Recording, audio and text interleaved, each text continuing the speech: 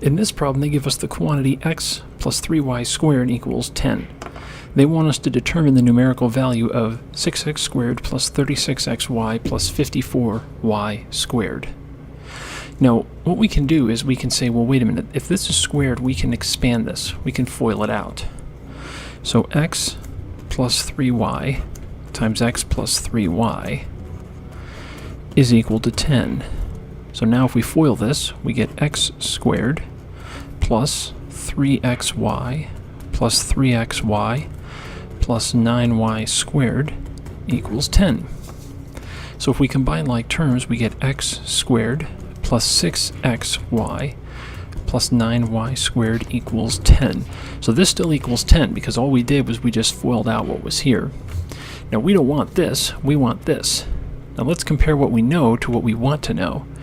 X squared plus 6xy plus 9y squared is 10. We want to know about 6x squared plus 36xy plus 54y squared. Well, if you notice, from here to here, this differs, the x squared differs by a factor of 6. So does this. From 6 to 36, that's a factor of 6. And from 9 to 54, that's a factor of 6.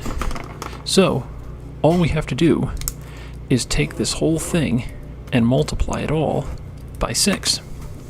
So if we do that, we get 6x squared plus 36xy plus 54y squared, which is what we want, and that equals 60. There is the numerical value. That right there is our answer, and we're done.